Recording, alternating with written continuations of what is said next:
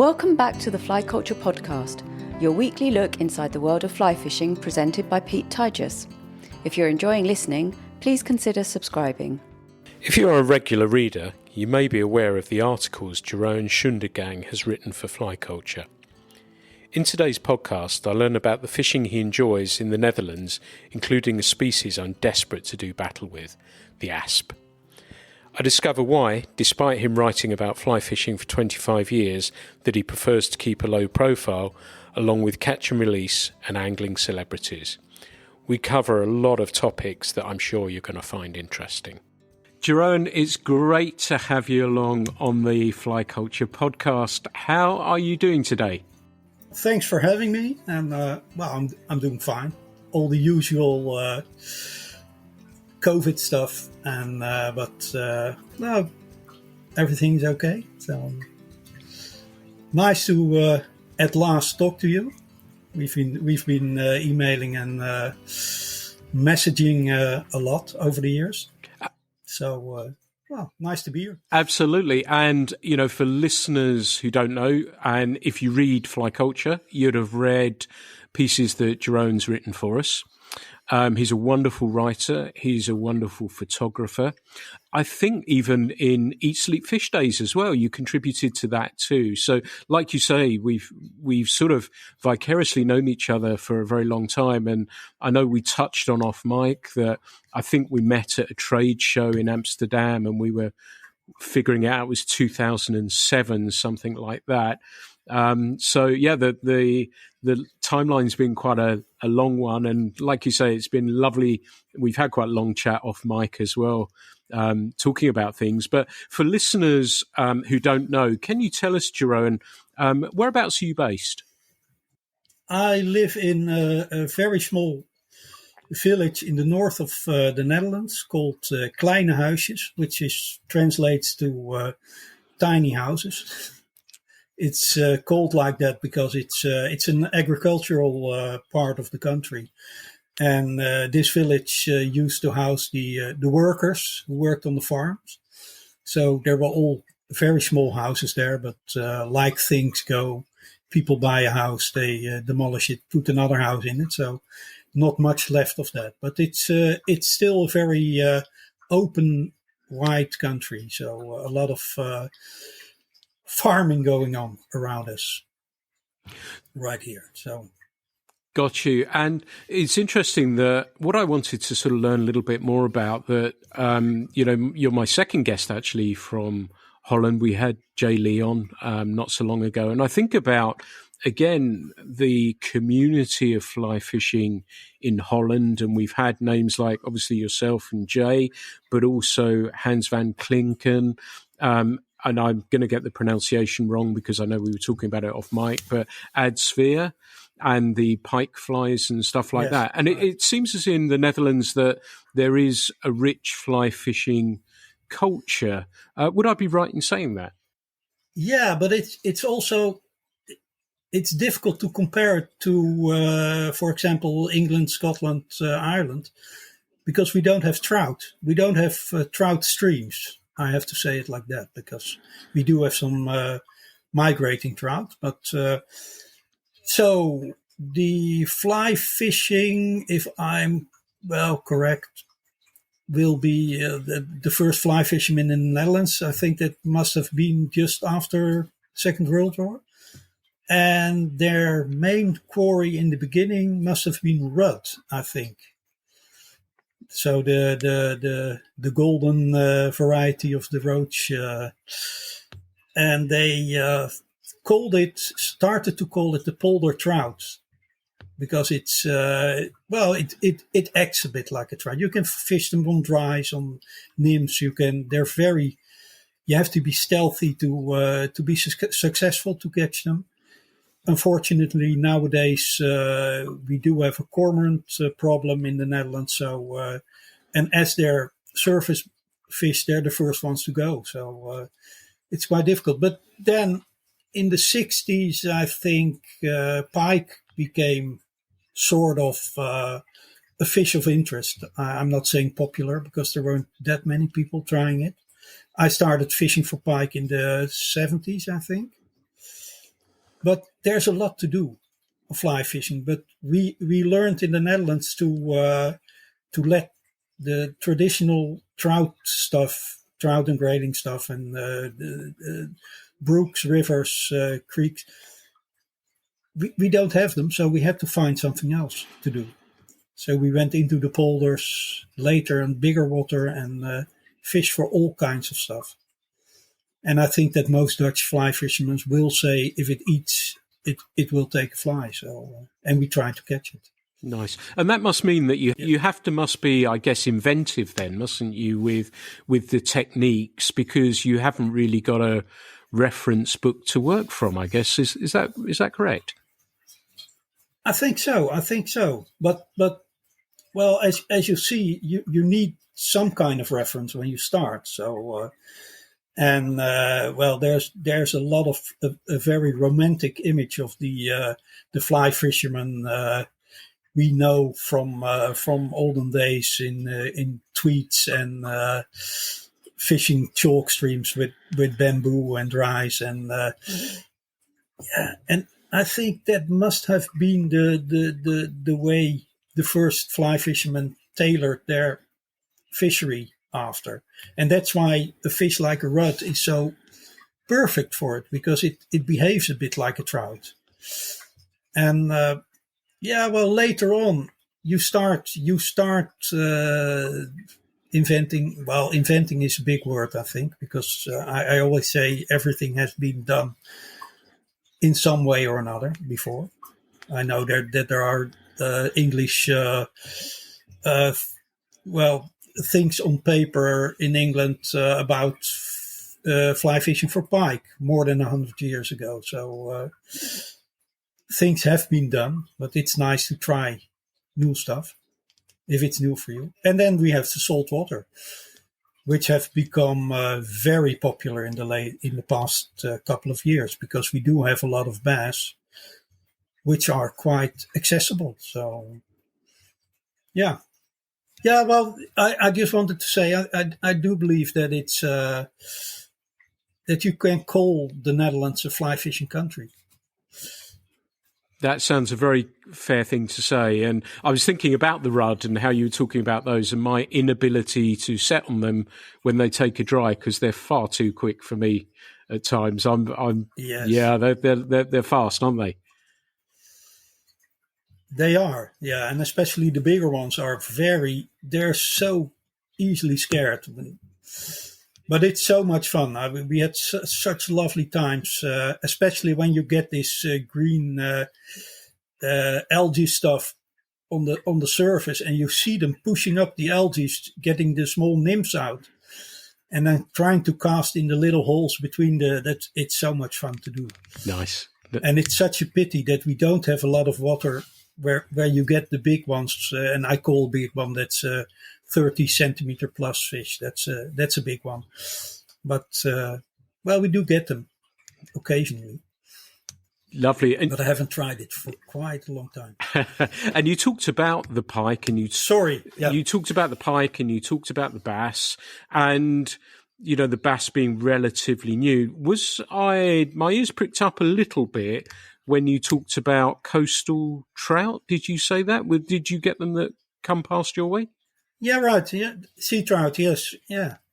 We do have them. I started fishing for them in early 1980s, I think, and in the Rotterdam harbor, which is an immensely large area. So it's the river Maas. I don't know how you call it, what the name is in England. It's one of I think it's the second largest river in the Netherlands, and the harbor is situated at the mouth of that river, but it's extremely expensive. It's very big, and we used to fish the harbors for trout in the winters, and that was a beautiful type of fishing. I accidentally found out about it when we used to fish with a small boat. We had a in the 1970s, we bought an Orkney longliner, a 16-foot small boat with which we started fishing on the North Sea. And we used to land our boats in one of the harbors. And I found a couple of fishermen there who were fishing spinning rods. And we did a trade. I traded a couple of cod for 2 of their trout. And that, next weekend I was fishing for trout on that place. And we caught them from the first outing we did, but never a lot. It's always around 30 or something a year. Also on fly, later mainly on fly, but it was fun. It was a fun fishery because it's also, there weren't a lot of people trying it out. That sounds absolutely amazing. It sounds absolutely amazing as a fan of fishing for coastal trout in Denmark. I can't recommend it, highly enough because it's such good fun and completely different. And in a place, this is the amazing thing, isn't it, about these fish that we love to target. Like you say, you may not think about trout and the Netherlands, yet some of them are still finding their way up a river. And it just goes to show what an extraordinary fish they are, isn't it? That's right. Yes. There has been such a lot of people working, trying to get them back, trying to get them to spawn again, to the German and Dutch fishing clubs working together to clean up their small rivers where trout used to migrate to. And I think it has a lot to do. I read that somewhere some time ago with that the bigger rivers lost their gravel banks because a lot of farmers used to dig out their dikes in wintertime, and they used to throw in the mud in the river, and it became like a sediment layer on the gravel. Not sure how true that is, but I can understand that if trout or salmon, because we used to have salmon until the 1950s at least, if they don't find gravel beds to spawn, what use do they have to migrate? So in the end, they lose their natural GPS to wander into. But what we do find now in the Netherlands is that we have been catching for quite a few years now. We start catching sea trouts that have been released in Denmark with these massive release programs they have there on the island of Fyn and some other places. So it's fun to see how they develop, how they try to find their way to live, to feed. They have everything in the Netherlands to sustain themselves, apart from good places to spawn, which is pretty important, I think. But I have a place just 20 minutes from where I live, where they do catch the occasional sea trout.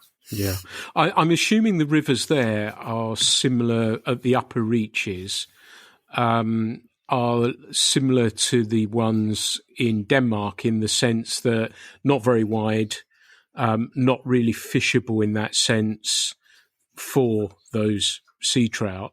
And it reminds me, you said about the release of fish from Fyn and other places as well, which Fyn, if listeners don't know, is probably the Danish hot place. It's an island, one of the islands there that you can fish all the way around it, basically. And so if wind is an issue, you can move all around the place. But it reminds me of, and apologies if I've told this story before, that my friend Ray and I, that we were at a quite of a surreal Christmas event at the end of November, and we'd been fishing the day before, and we'd been with our wives to an event. The wives were looking at a Christmas fair at, I think it was an old monastery. We went out, so we got suckered into singing some songs in Danish, which obviously I wasn't able to do. We thought we'd try singing through 3 of them just to be polite, and then made our excuses and left. We went outside and saw a stream outside, and we saw a splash in the river, and it must have been quite amusing watching 2 men in their 50s doing their best to reenact their youth and climb a tree to see if they could get a look into the river to see these fish, All right, yes. only to walk around the corner and see that there was a fishing club there, electrofishing, and catching the fish. And as you say, taking these milk and eggs.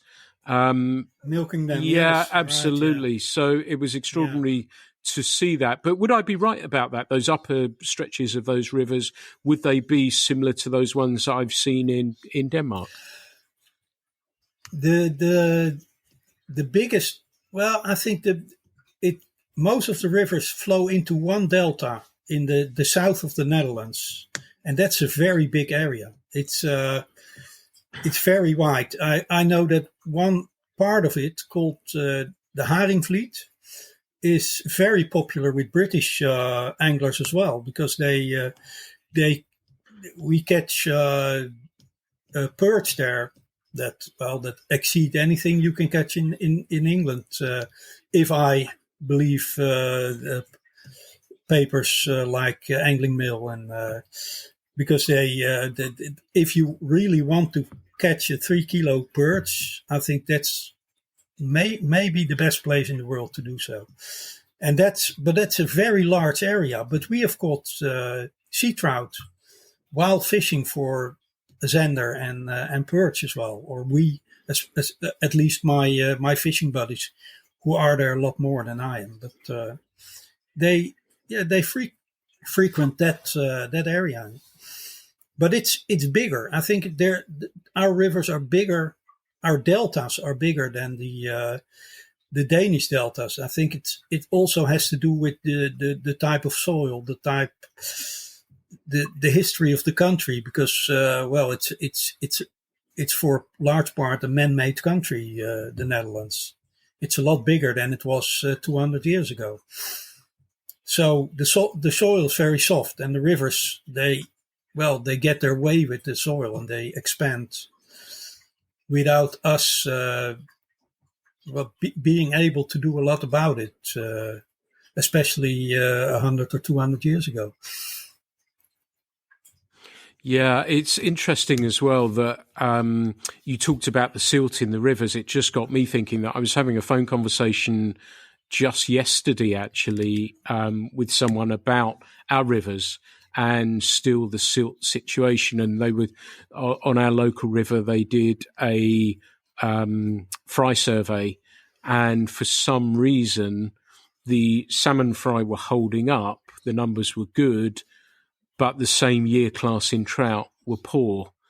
And there's, people are trying to figure out what has caused that. There's even theories about, the salmon coming up the river and being able to move stones and silt and stuff more easily than trout. But even these issues you're talking about are very pertinent to the UK still, and are of great worry. It is a real problem. Yes, I think so. Yeah. And there is a lot of talk about, nature in the Netherlands. It's a weird thing, because the people like nature like they like a painting. They don't understand, a lot of them, a lot of what I would call city folk, just to get them annoyed, I think. But they look at nature like it is a picture. You go there once a week and you look at the things, and nobody can disturb it, or nobody can touch it, and that's not how I think we grew up, because we use the resources of nature. You go out, you fish. I lived in Sweden for a while, and we picked berries and mushrooms, and we went out. We caught a couple of birds, and we ate them, and we made a campfire. But you appreciate it so much more if you know you're part of the part of the cycle, and you know that the resources are there, and you use them. And if you use them wisely, you never have a problem. So if nature is because you said something about the silt, and I think that if nature is something you look at and you think it's there for you, for your amusement and to watch, you might have your priorities wrong, because it's if you see a river mouth and it's eating away, and you see these imported semi-wild horses and Highlander cattle stand in the water and feed. It's a beautiful picture. I agree, it's a beautiful picture, but you can argue if it's best for the countryside, and that's I think we have a problem with the people who make choices and who make decisions. If they truly understand what they're doing, but that's the same with you. I think it's. I see you see a lot of stuff on the BBC about. I saw this guy. He wanted a ban on partridge or something like that, and I think there's my girlfriend hunts, and she and partridge is out of bounds. Has been for years in the Netherlands, but all the hunters I know, all the true committed hunters I know, they see it as a badge of honor to have partridge on their land. So they do everything to. They talk to farmers about their way of farming to keep them on the land, because it's a healthy. It's a healthy piece of land if you have those birds on it, and with it all the other types like larks and the smaller birds. They return and they make it healthy again. That's a really pertinent point. And, I was thinking when you were saying about that, I told you would go down wormholes and rabbit holes on this conversation, that we just let it go. But it's a fascinating one. And I was thinking about post one of the lockdowns where they eased things and people flooded to the country, yet left a trail of devastation, rubbish and everything else that went with it. And I think you just put that beautifully about, it's like a painting that people want to look at it and then go home again and leave everything there. Well, it's not my problem. And that's something that I hope may change. It's going to probably take some time, I think, but making people aware of these things and that connection with nature, that connection with the outside.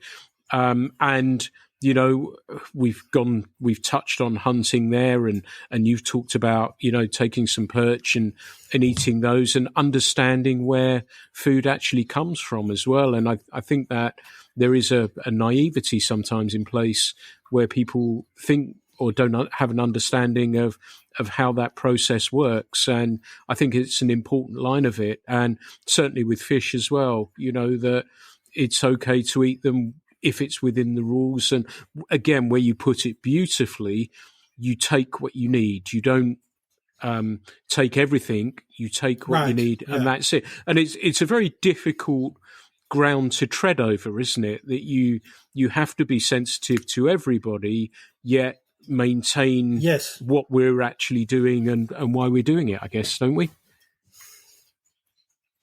I think that you see it in angling, you see it in fly fishing, that people, they move away so much from. We tend to forget where we come from. It's fishing used to be a way to sustain yourself. It's you stay alive, catching a fish, eating it, and it's your choice to, within all the rules that apply. It's your choice to either release a fish or take one home to eat. But I think nowadays some of the catch and release people, it's become like, well, you could say it's become like some sort of religion. It's I've been well, I'd nearly call it bullied about by fishermen when I caught a zander and took it home to eat. There were fishermen who told me I was a poacher, or and just the week before they had a big competition, their catch and release competition, where they were dragging up zander from 30 meters down. And the day after, because it was my home water, we were fishing there, and there were loads of white bellies floating up. So it's a bit like understanding how it works. If you want to catch and release, do so, but also think about the fish you catch. Keep them healthy. Keep them. Don't keep. I know you have this. What's it? The movement where we don't get the fish out of the water before we release them. I'm not sure if that's politically seen the way you should go, because if we've seen a couple of very bad examples of it in the Netherlands, where fishermen said, well, we can ban this and we can ban that, and it gave the counterpart the ammunition to say, well, then we can ban fishing altogether. So, but then again, I think it's each to their own. If you work within the rules, and if the stocks can handle it, why not take a fish and eat it instead of buy some farmed salmon from a Norwegian billionaire who's ruining the Scottish lochs? Well, that's another thing you could point on, but it does say something about how people look at their food as well. Yeah, it's you don't want to think about it too much. Yeah, no, absolutely. And like in the Netherlands, if you buy some meat in a green plastic container and it says organic on it, that's your way to see, well, I'm looking after the world. You don't know where it comes from. You don't know how valid or true it is, but you can say, I've paid that extra euro, and look, here's my way to contribute to the world. Yeah. And it has to be easy for a lot of people. You don't want to think too much about what you're doing. And I think that's not good if you want to live in a world where, well, so many billion people need to live together. Yeah. Good point. And it's becoming a bit political now. Yeah, but we could, as you say, we could go off down the salmon wormhole as well. And it was interesting. I was looking at, and it made me, while you were saying that, look at myself as an angler. And funnily enough, again, to my friend Perry and I were just talking about this yesterday. We were having a cup of coffee and talking about it. And it's interesting that my home river, the Tor, we have very few salmon. I've never taken one and never will. I've taken the very occasional sea trout. And I'm not a big fish eater, so that is a driving factor for me. When we were going to Scotland, and Emma and I are starting to do that a little bit more, on the early days of it, we would take one fish and we would celebrate that fish at Christmas, and we'd gravlax it and make a real meal with the salmon being there. But I can't remember the last time we took one from there. And I remember I held a grilse of about 5 pounds. It was beautiful. I could sense that things weren't happening for salmon, and we just decided, no, that's it now. And so that went back, and they've continued to actually do that. So it's as I say, as you say, it's each to their own. Everyone's got to make their own decision about that. I'm a believer that, and it sounds like yourself, that if it's within the rules and you're not abusing those rules, then that's okay to do. I think salmon needs to be questioned. In my humble opinion, it is anyway, that way, that the taking of those. But again, if it is allowed and that person feels strongly about it, okay, I may not necessarily agree with that, but there we go. But let's move this chat on a little bit and say, you've talked about so many species. And the trout one particularly is fascinating, but obviously the pike, the bass, and everything else. What actually ticks your fly fishing boxes in the Netherlands? And let's go a little bit further abroad, because you talked about Sweden there as well, and I know you've written about that for us as well in Fly Culture. What sort of ticks your box? What do you like to do if you're fishing locally or meeting? I guess I know from the articles, one of your friends, Menno, certainly. And where do you like to go? What do you like to do? And then what about if you go further afield? What is it that you really enjoy doing? Yeah, I think it's. I always try to cast a wide net. It's. I like the diversity of fishing, but like you, I'm completely addicted to coastal trout fishing in Denmark. It's all about putting in the hours to get that fish, and it's an endurance game, and but it's so fascinating. It's so fascinating when it works, and when you get it right. And but also a mate of mine, Floris, who ties the nicest deer hair flies I've ever seen, but he invites me to fish with him every now and again, and we go fishing on the place I mentioned earlier in the Delta, the Haringvliet, for pike, zander, perch especially, and asp, which is a new species relatively new species in the Netherlands. And it's such a blast to fish there. It's so difficult, and you need to do what you and we are always fiddling around. That's something we can touch on later, but with our gear, especially lines and line setups and stuff like that, and flies. And in the end, when you get it right, it's so rewarding to catch a very big, a 50 centimeter perch on fly, or a big zander, or a meter plus pike. It's so much fun to do. And then, Sweden it has a special ring to us, but I think the Netherlands. There's so much to explore, so it's so much fun to try and do it with people who think the same about fly fishing as I do. So. Yeah, and asp sounds fascinating to me. I think they've cropped up somewhere. It may have been with Vito. I think there's somewhere in Italy he may fish for them. It rings a bell. But for our listeners, they're pretty close. Would it be fair to say the nearest sort of comparable style of fishing and the fish would tarpon be a fair description for asp? I think there are some similarities in the type of fishing, because they I don't know if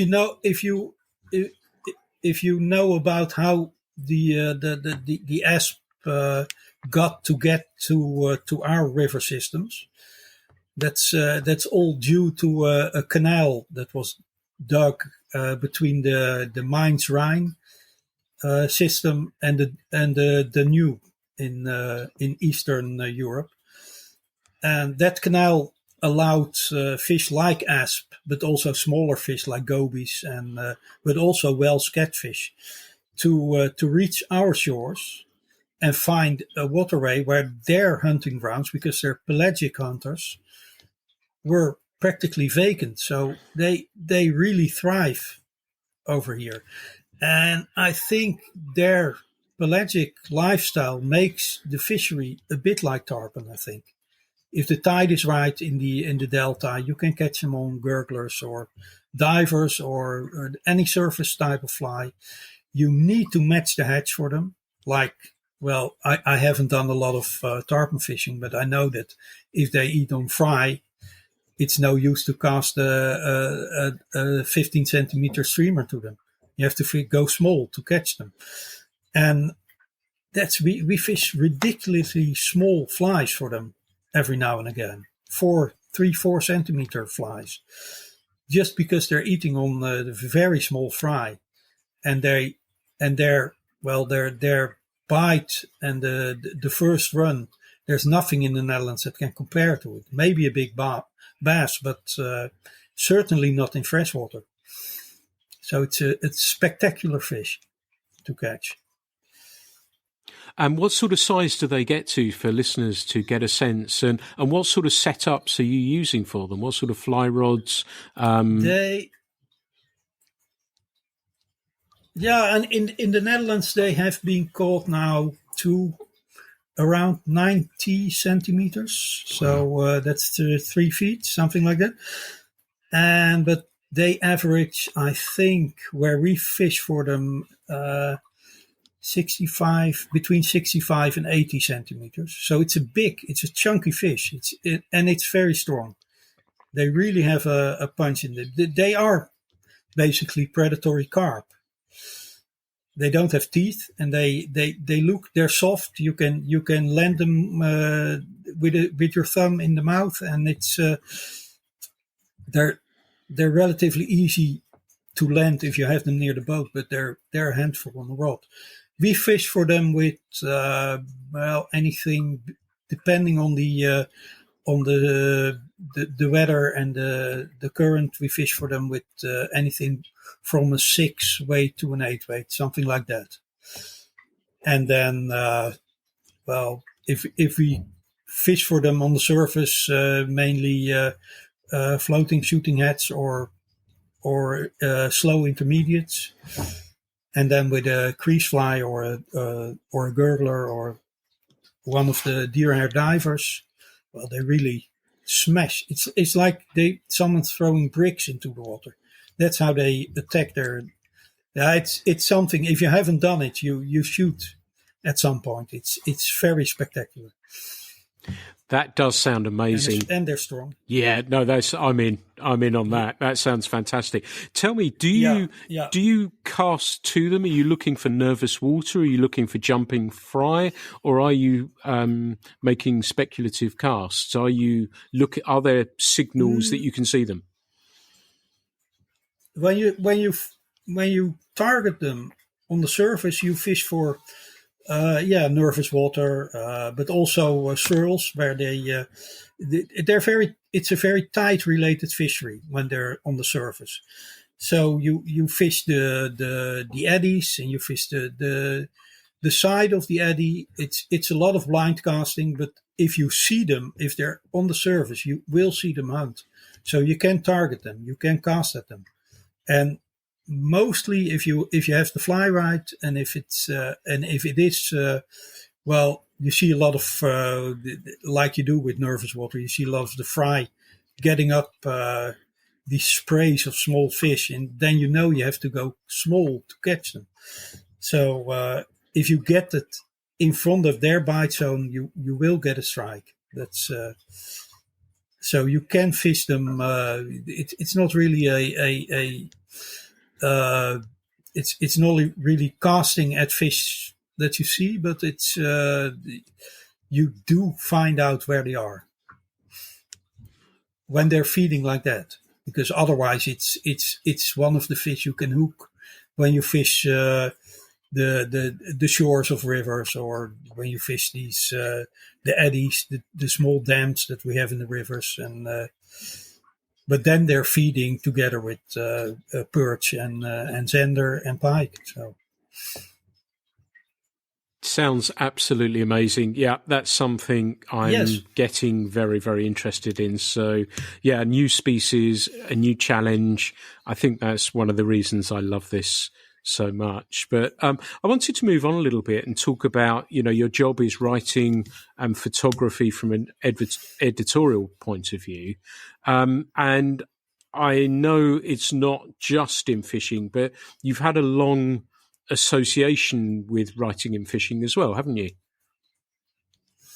Yeah, I it's why I started writing. I worked at a social insurance office in the Netherlands, which is a public office, and I always fished. My dad fished, and so we were used to it from when I was 4 years old. I started fishing, but I got the idea that I wanted to write an article for a fishing magazine, and I had a friend who was a fishing writer and photographer, and he helped me out, and I wrote my first article in 1985, something like that, for a fishing magazine, and after that we did some special trips. I went. You have this place, I don't know if you know it, in between Sweden and Denmark, called the Öresund, which is a small. It goes from the Baltic Sea to the Kattegat, which is part of the North Sea, and the cod used to spawn there, and we went there midwinter, taking our own boat, and we had to. Every morning I had to put on waders, and I had to break the ice in front of the boat to get the boat out of the marina. And that was I would never do it again because it was so cold. It was minus 15 Celsius, and but the fishing was insane. It was really insane. And we caught a couple of 10 kilo plus cod on large perks, and that was, I wrote an article about that, and from then it was, they always said, well, don't you have something special you're going to do? So I started writing, more and more, and it has always been there. And I started to become a full-time freelance writer in 2005. So that's quite a bit later, 30 years after I started, but, I try to do a lot of fishing related stuff as well still, but it's getting difficult, as we talked about previously, about the paper magazines being in a difficult spot at the moment. So, but it's nice to do every now and again. And photography, I would never classify myself as a photographer, because I've worked with a lot of professional photographers, and they show that it's really a trade, and I would say that my trade would be more like the writing and editing part of the business.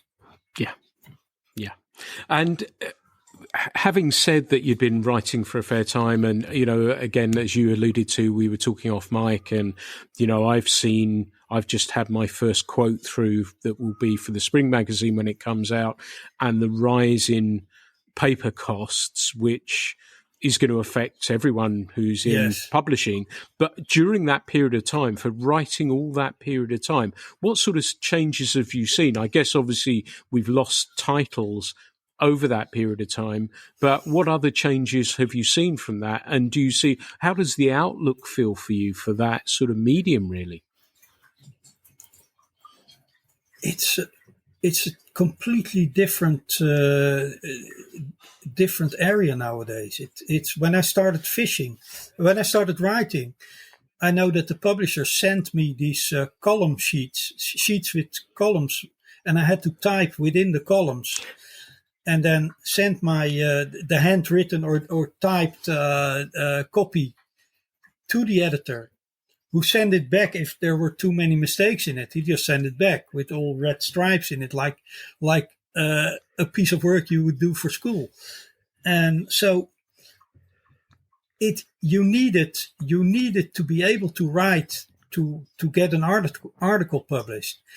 And as I do a lot of copy and final editing for magazines nowadays, I see the copy, the raw copy that's sent to magazines, and often it's not much more than just some notes this. I want this in the article, and here are some photos, which are very poorly as well, often.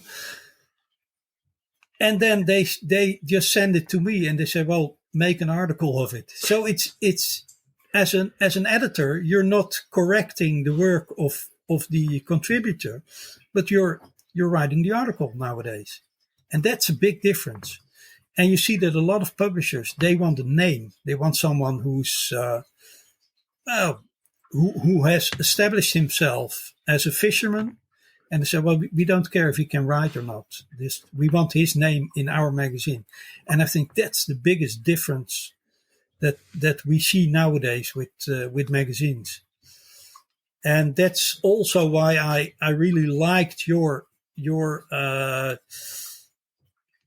ambition to make a magazine where writing has become important again. Being able to write has become important again, and where people enjoy a read, not just paging through something, watching photos between all the ads and the commercials in the magazine. So I should say ads, shouldn't I? Commercial is on television. Yeah. I'm self-correcting. Editing. No, but it's yes, I'm editing myself while I speak. Yeah, but I think that's a very big. It's faster. It's and magazines think they should compete with digital media, which they can't. I think because they're two completely different things. And the people that become YouTube stars are now invited to write an article for a magazine. And when the whole digital thing started, it was the other way around. There were people who were writing who started to check out blogging or making YouTube videos.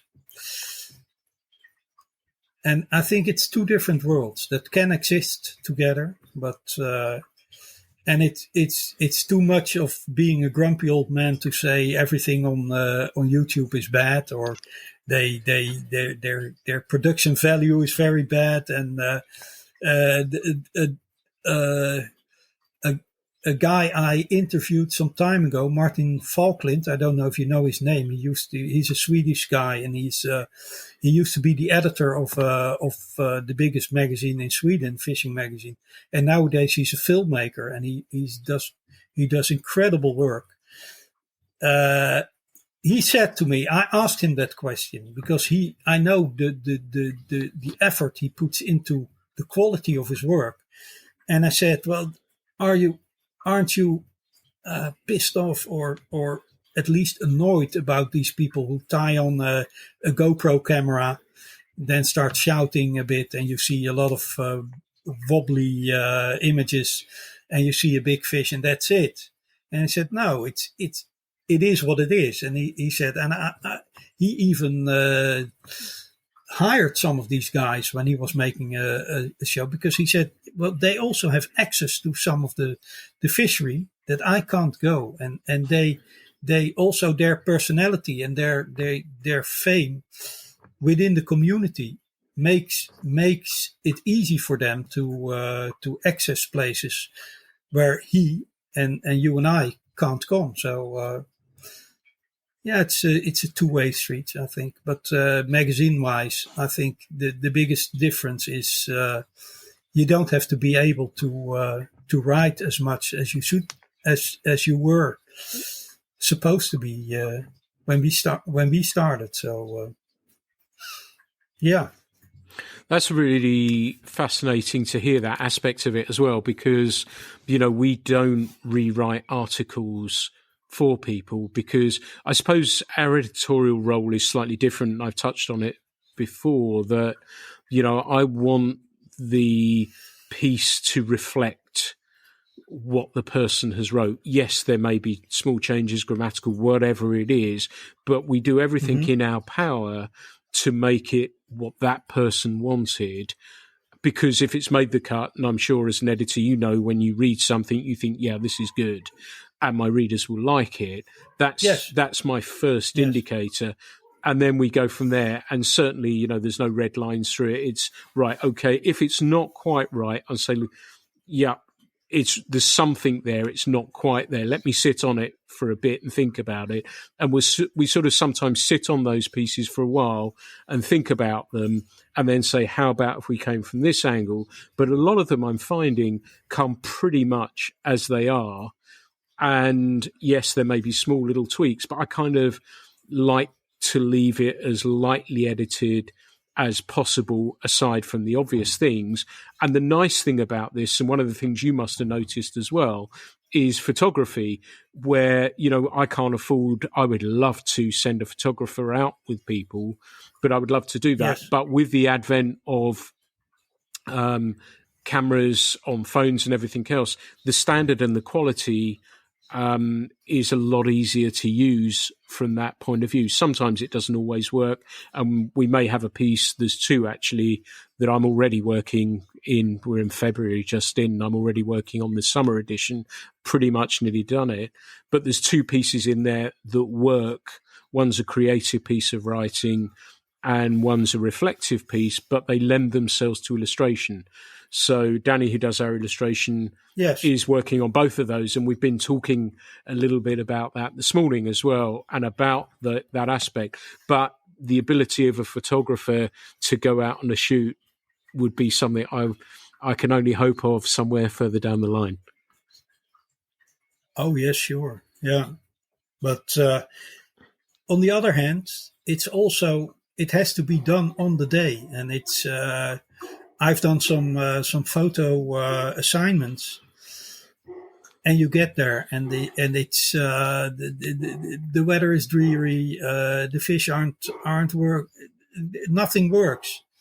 They have a big problem, and that's why I would never call myself a photographer, because a really good professional photographer, he can make it work. He can. I've been with photographers who I thought, well, we can't do it, and he makes it work, and or she, but it is so, yeah, it's so important to be right. And I think if you have a decent photographer, a fisherman who writes and who is a decent photographer, he can deliver the right shots. And I know that you have a certain idea of which kind of photos you want in your magazine. You steer away from the grip and grin shots, and it has to breathe a certain atmosphere to. And I think that's very nice. That's very cool, because it also helps people to read the story. They see a photo and they want to know the story behind the photo, so they start reading. Yeah. And if it's a good photo, it's it can be a piece of art. So. Yeah, absolutely. And we found that, as I said, I've been putting and placing photos for the summer edition, and I noticed how few fish images I put in there. And I had some beautiful ones there, but the landscapes were fabulous. And there was one in the Northern Scottish, there was one from Loch Sheelin, and I've got a picture of a beautiful trout in both of them. But it's more about the landscapes and capturing the essence of what that person is actually talking about. That's been really nice. Yes. So I like at the front that we have, we might put a trout or a salmon or whatever image in the double pages at the beginning. But yeah, I find I'm moving further away from just fish pictures as well, which has been an interesting development. I just noticed it again the other day when I was working on the magazine. But while we're talking about fishing, you've been, as you say, you said that you've been fishing from the age of 5, and you've seen so much over that period of time and where your fishing began. What changes have you been most aware of in fly fishing over that period of time? What are the big changes that you've detected in fly fishing? I think that a lot of people would say tackle material. I would say the biggest changes have been in fly lines and flies, and the availability of making really good flies. A fly rod is a fly rod, and it's a tool, and it can be a good fly rod or a bad fly rod, but in the end, it will get you if you can make a cast. And I would never call myself a good caster, because I'm not. But I think that you will get your fly where it needs to be. But then, if you fish for pike on a very large body of water, sometimes you need to go down 3 or 4 meters to get to the fish. And how do you do it? And the choice of lines we have now is so much bigger, and the type of material we glue together our own sink tips nowadays. We get a slow intermediate, cut off a piece, and then take some tungsten line and push the core into the other into the intermediate, and then glue it together. And those materials have become so good that I broke a 20-pound tippet on a line like that, and the glued piece was just intact. There was nothing happening with it, and it was just glued. And I couldn't. When you start doing stuff like that, you don't want to believe that it's going to work, but it does for us. But then again, even the ready-made lines, they're so. Yeah, I think if I would say what's the biggest change, well, we went from glass to. I started fly fishing in 74, 75. I believe the first carbon fiber rod on the Dutch market was the graphite, the Shakespeare graphite, 75, I believe, and then we got the Fenwicks, and after that. But we fished glass rods because we couldn't afford carbon fiber rods. Nowadays you fish glass rods because, you fish glass rods because they're fun. But I know a lot of people fish them because it's some kind of a retro thing, like vinyl records and stuff like that, which we used to call records. But I think the biggest advances in fishing, practical advances, have been lines, I think.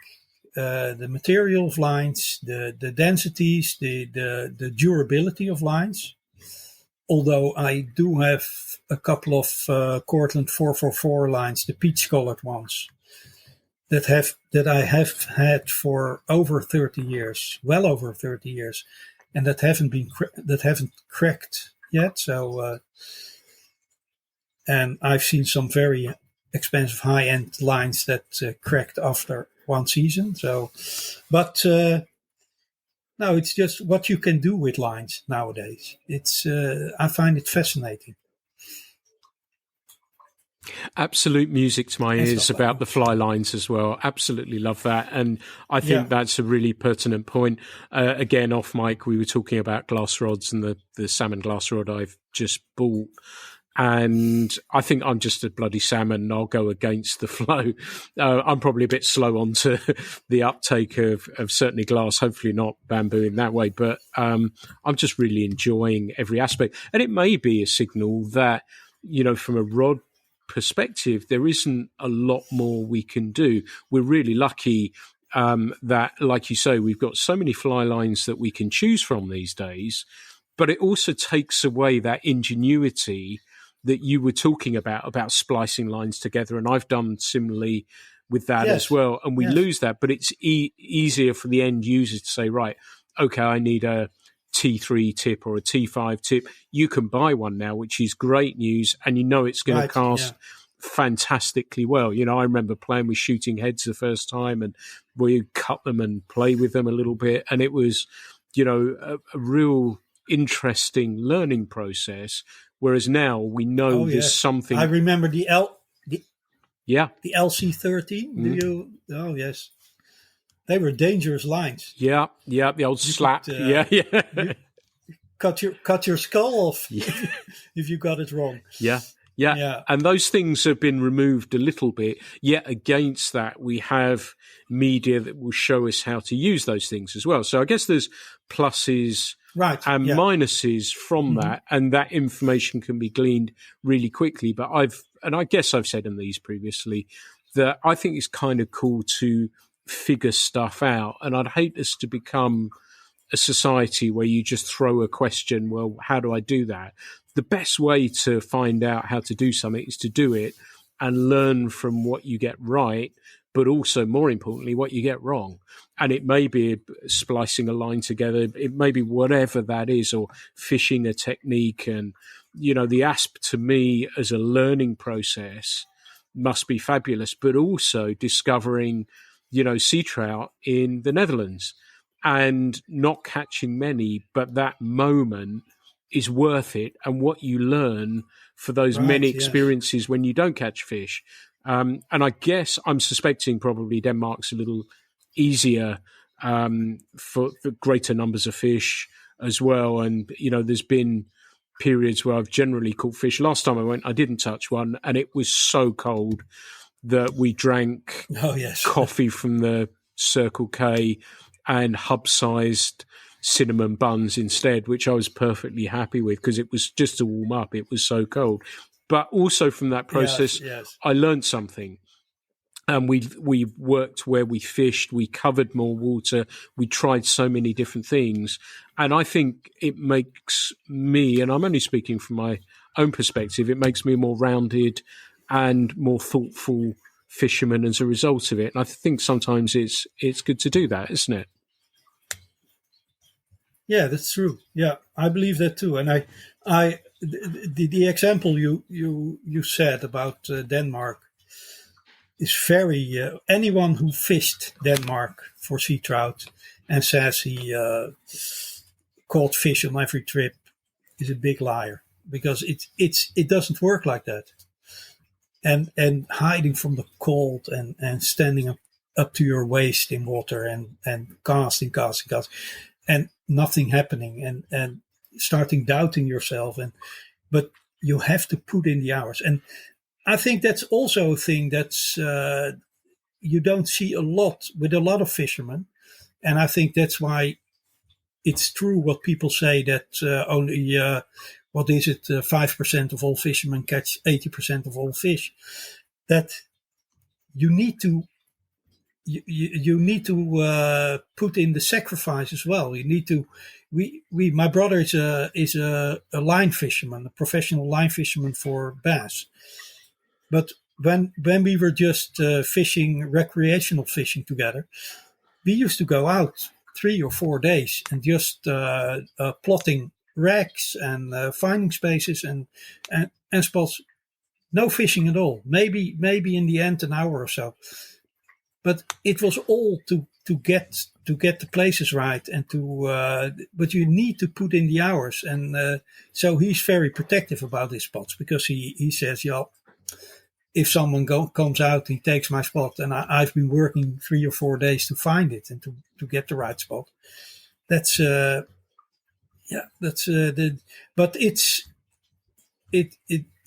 it makes you a better fisherman, I think, to put in those sacrifices and to and like you said with Denmark, it's a very steep learning curve, I think, if you start doing that coastal fishing. Yeah, absolutely. I love it. You can get it right, and that's then it's it is. It's beautiful, but you must have some of it near your home. Well, do you know? Is it possible to do some coastal fishing? I think so. And, I know it's something that happens more so in the north of Scotland, and there's more of it goes on there. And I had somebody we fished sort of an estuary area for bass, and I remember I was guiding somebody, and he had caught giant trevally I can't remember where it was now. And he had a 10-weight rod, and I was thinking, wow, you're a bit overgunned, and we're only going to catch little schoolie bass and everything else. Then he hooked into something. We didn't see it, and this thing screamed. And it made me wonder if perhaps that was a salmon. Perhaps it was a sizable sea trout. We never saw it. It came off literally 10, Seal? 12 feet. Yeah, it was huge, this thing, and it just went. Yeah. It was the mother lode of something. I couldn't tell you what it is.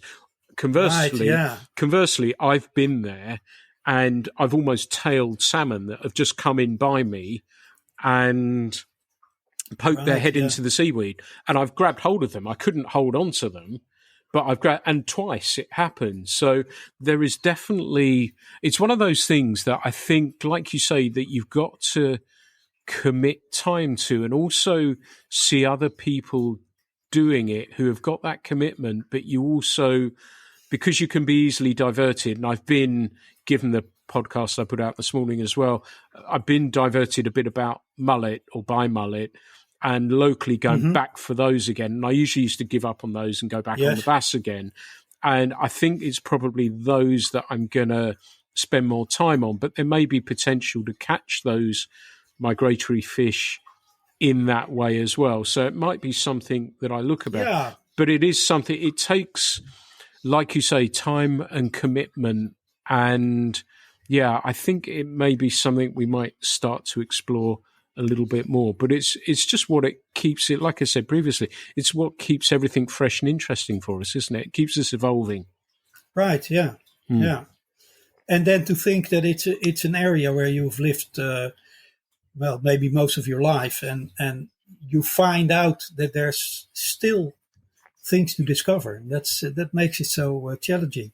Yeah. And interesting. Yeah. Now, there's something I wanted to just segue across from that. When, we said that you'd been writing fishing magazines for 40 years, but you want to keep a low profile. And when I asked you to be a guest on here, you said, well, there might be the chance nobody knows who Jeroen is. And I didn't feel that was the case. And people listening to this I'm sure will enjoy this podcast as well and your thoughts on it. And you said you do prefer to keep a low profile. Is there any reason for that? Is there a reason that you've decided you didn't want to, be, let's use that, and I'm using the inverted commas, celebrity or well-known angler? Is there a reason for that? No, I think it's too big of a bother, I think, to be a well-known fisherman. And on the other hand, it's I have a small group of friends with whom I love to fish and go out, and it's all nice and quiet. And I have I said earlier about Flores who invites me to fish on the Haringvliet. If I would have been a very well-known celebrity-like fisherman with a big profile, I don't think he would like to have me on his boat, because he likes the peace and quiet, and I like to be anonymous on the water, and I don't want a boat with a lot of brand names on it and stuff like that, because that's another point of being a celebrity fisherman. When I started off, quite a few brands started contacting me if I wanted to represent them, and I always, even when I didn't consider myself to be a journalist, I always thought in that way: if you want to be a journalist, if you want to write objectively about fishing, I used to have a fly fishing section in the magazine where I also did some product reviews. If you do stuff like that, the whole idea of being a representative of a brand makes you credibility go away, because why would you believe someone who's always or who is affiliated with a brand like whatever, Vision, Hardy, or whatever, if he starts talking about a sage rod or something else, because they don't pay him for that, and that's something I think is also a bit wrong with the brand. There are too many people who really want to have that fast recognition, something like that, and it suits me well. I like writing as a trade, a skill, and I like to do it, and I don't need anyone to motivate me to do so. So why would I need the fame or the recognition or the? It's something that's it comes and goes. I think it's. But I think I think we are not so much. We are quite similar in that. I don't think that you would want to have this big profile or name. Or No, I'm with you, and you touched on tackle reviews there as well, and I buy them. So I buy the kit, I review, so it allows me to review it properly.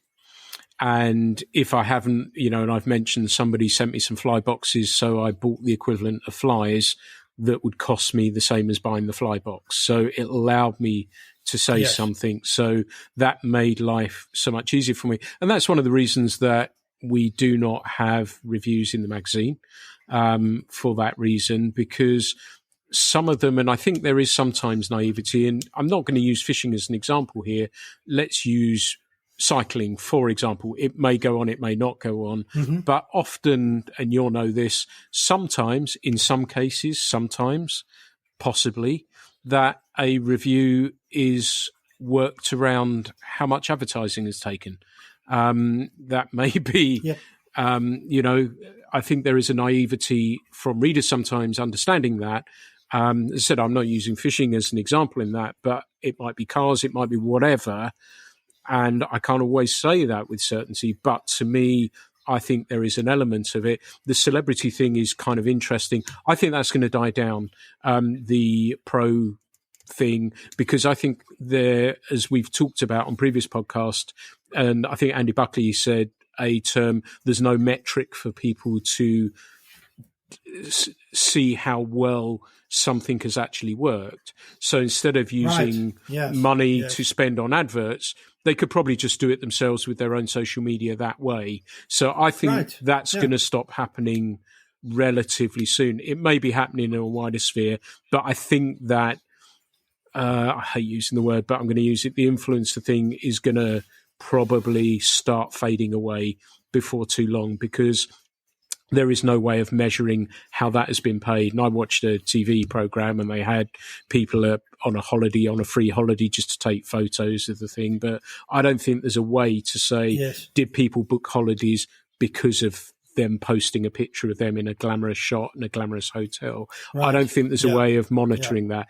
And I think we'll start to see that erode over time. So we'll see what happens and see how that plays out. Angling to me is just a thing that we feel incredibly passionate about, but there aren't many celebrities in it. There are the ones that I look up to and I've mentioned and interviewed. To me, they are celebrities, but there are very few of them. And I think this whole culture will change just a little bit, and everyone's got something to say. And that's probably comes round to our ethos of our magazine, that I believe that it doesn't have to be a celebrity writer that writes something that's really good and really interesting that we want to put in there. So it's kind of fascinating seeing. I respect you immensely for the route that you've actually taken as well. So hats off you. We've talked well over an hour now, and I wanted to get a sense, that as you, in the words of perhaps, there is no place like home. There is, like Dorothy, there is no place like home. I get that sense that ticks the boxes for you. But do you have a dream destination? Is there a place one time you would love to go visit? One place that you thought, that's for me? Is there anywhere like that?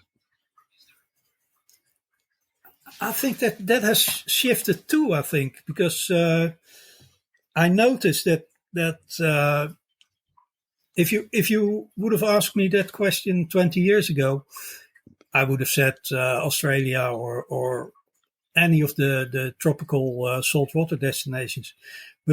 after seeing the 10 millionth video of the Seychelles, and with the people, the talking heads and the loud noises and the all the very big GTs and stuff, and the world has become quite exploited when it comes to fishing, and I also think that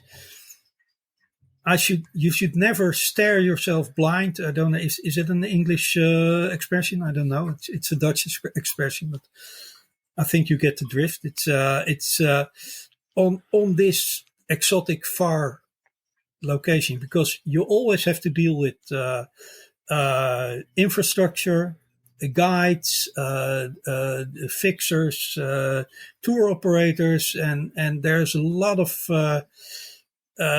stuff going on that you don't have any say in. So it's and the DIY trips. I did 3 DIY trips to Australia. One of the 3 was the best trip of my life, and if I could copy that trip, it would be my dream destination. But no one can tell you if you do. So until that time, I think the best thing I do is do the stuff I love to do. I think a dream destination, if it weren't my home waters, would probably be Norway. But I go there anyway. So and it's because it's so accessible and it's so easy, and it's so, we just go there. We just rented an Airbnb cottage in the middle of Norway, and we go there and we have a boat, and we take our stuff, and we fish, and we catch our fish, and we find it out ourselves, and the whole part of putting a chart on the table in the evening and finding spots, and it's all part of the fun. It's not about catching a fish, it's about the whole road to it. Yeah. And the story behind it. But, well, dream destinations, yeah, well, if there are dream trips, I think dream destination is it's too narrow, because it's it all depends on what's happening. Yeah. Besides it. Yeah. Nice. And the people you go with, and the things you experience along the way too, right? That's right. We always call them beer and chips. Well, beer and crisps, you would say, because that's the recurring element. We go home and we take some beer, and we take some, and it's just like a tradition, and it's that's why we call it like that. And it also takes away the seriousness of the trip, because when we talked about it, and when you get to our age, you like to have fun when you go fishing. You don't need to tick boxes or get certain goals. It's wonderful to get a big halibut and fly, but if it doesn't work out, there's something else, or we can try out something else, and it doesn't matter. And it's just about the fun. Nice. That's a perfect answer, Jeroen. And that's a lovely way to wrap things up. I don't know whether to ask you this question or not, because I usually ask people at the end of the interview or our chat about how people can find you. But I don't know if you want people to find you, do you? No, well, I'm on social media every now and again, although I did call my friends, number of friends the other day, but well, I'm around. I think you can find me on Instagram or Facebook, or if you need to. I can't guarantee. And I'll try to keep on writing every now and again. Fantastic. Well, I'm getting the autumn one ready, so of Fly Culture, so I hope we'll see you appearing in that. I'll come knocking again to have you in. We had an idea, didn't we? Yeah. About yeah, that'll be on the way then. Brilliant, fantastic. Well, we'll be including that in the autumn. You know, Jeroen, you said nobody would be interested in hearing from you. Well, I'm for one have, and it's been wonderful, and I think the listeners will too. It's been wonderful. We've covered so many topics. We've talked openly. We've talked honestly about a wide variety of things. Right. People might not always agree with what we're saying, but hopefully it sparks some form of debate anyway in a positive way. But I think it's been wonderful to catch up with you. Thank you. Same here. Thank you so much for taking the time to be a guest on the Fly Culture podcast today. Yeah, thank you for inviting me. It was a lot of fun. Fantastic. Everyone, this has been the Fly Culture podcast. I hope you have enjoyed this episode of it too. As ever, as I always say, there will be plenty more in the pipeline. So I hope you're considering tuning into those. And as ever, if you are enjoying it, please consider subscribing and perhaps even leaving us a review on iTunes as well. I greatly appreciate it. So thank you so much for listening to the Fly Culture podcast. The Fly Culture podcast is brought to you in association with Fly Culture, a quarterly print magazine. For more information, please visit flyculturemag.com. You can also find Fly Culture on Instagram, Facebook and Twitter.